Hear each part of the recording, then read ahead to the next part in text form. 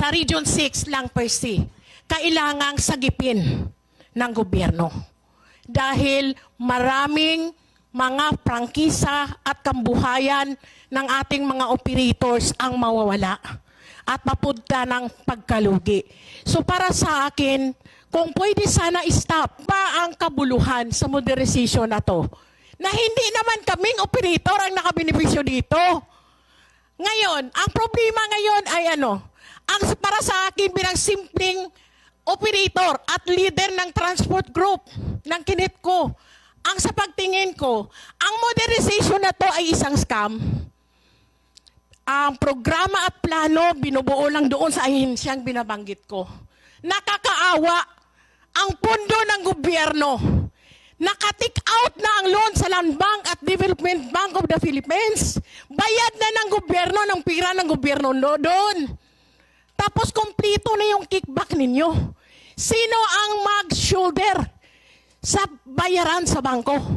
Yung mga korporasyon like ng Churet at saka Cebu Peoples.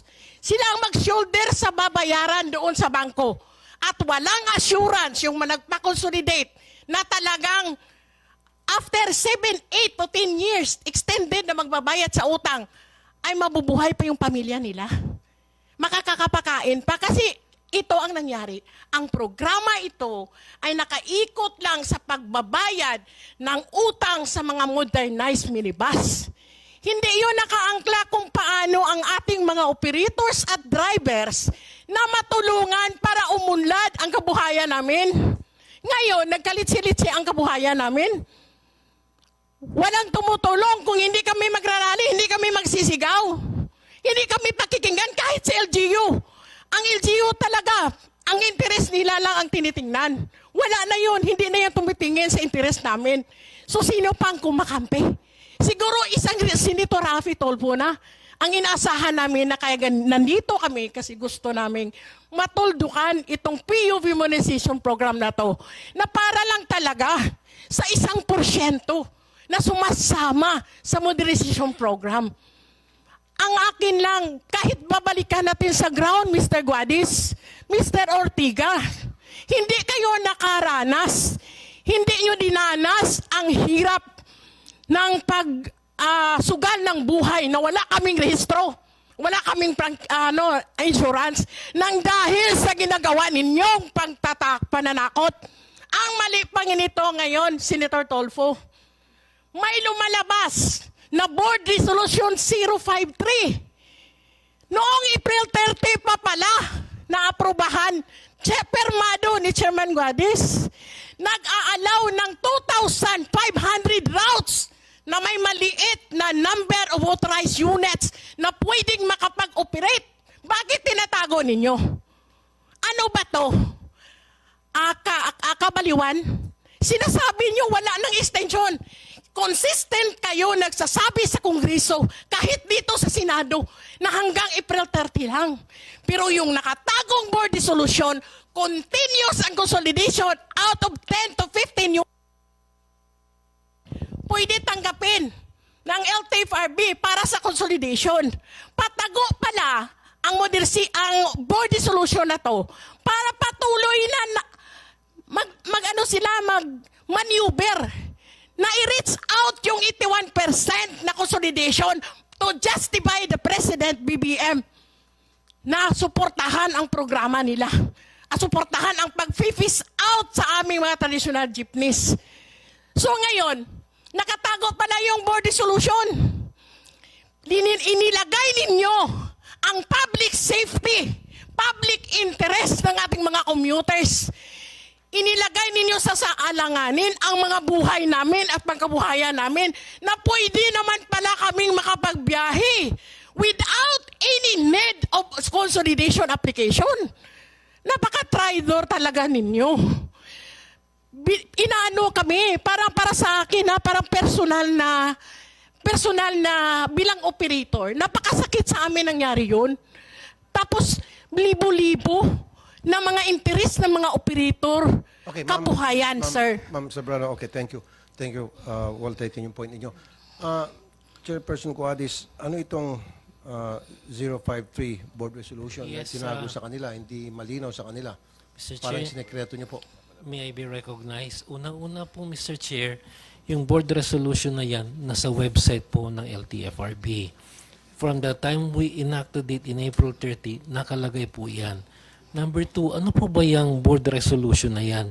May mga rota po tayo sa probinsya na 1 hanggang 4 lang na jeep ang bumabiyahe. Ito po yung babiyahe ng umaga, babalik ulit ng hapon. Ang concept kasi ng consolidation, Mr. Chair, is there should at least be 15. May mga areas po sa aming paglilibot po na talagang 1 lang o 2 lang yung bumabiyahe. In these areas na recognize namin yan, if we require them to consolidate, wala hong patutungan yun dahil talagang kukunti. So, on those instances po, we exempted them from consolidation. However, identified po yung jeepney operator at saka yung rota. And they are part of still of the consolidation. Ang na-exempt lang sa kanila yung pagbuo ng kooperatiba. They are still required. Kasi sir, kukunti talaga yan. 1 hanggang 4 lang yung mga nagbibiyahe. Marami ho niyan sir sa mga liblib na lugar sa ating mga probinsya. And nakasaad po sa board resolution kung ano po yung mga rota at kung ilan po ang mga bumiyabiyahe from 1 to 4. It's a 16-page annex po na nakalagay doon sa mismong board resolution. Halimbawa, rotang A to B, 2 ang nakalagay lang. And then identified kung sino yung mga jeep operators na yon na nandoon sa rotang yon po. So, hindi po totoo na tinago namin yon. Nasa website po namin yon. In fact, doon po nila nakita sa website namin. Okay. Tulad sinasabi ko dito noong pa, during the last hearing, wala akong problema sa PUB modernization basta't walang nadidihado rito. Walang nalalamangan. Ang nangyari, kulang ata kayo sa information dissemination, kaya may mga tumututol, hindi sapat na kaalaman na ibibigay nyo sa kanila. Nabanggit na kanina, 392 million din yung nagamit. Dapat ito gastos nyo para ibigay alam sa lahat ng stakeholders tungkol sa modernization program na gusto nyo ma-implement. Now, si Ms. Sembrano ay kasama sa grupong Kabakod. Tama, ma'am? Okay. What will it take? Ano pong dapat gawin ng gobyerno para kayo po ay mapapayag na umanib na sa PUB modernization program ng ating pamalaan? Ang sa akin po, Senator, as of now, para sa akin, kahit nandoon na sa programa at nandoon na ang mga modernization sa mga grupo, iba't ibang kooperatiba at korporasyon. Sa nangyari sa Region 6, 3 kooperatiba may suspension order na from CDA. Tapos yung Churet Corporation, maraming kaso to. 38 counts of carnappings, may 11 counts of carnappings, may pag-angkin na sa kanilang mga mag-aari ng mga sasakyan nila.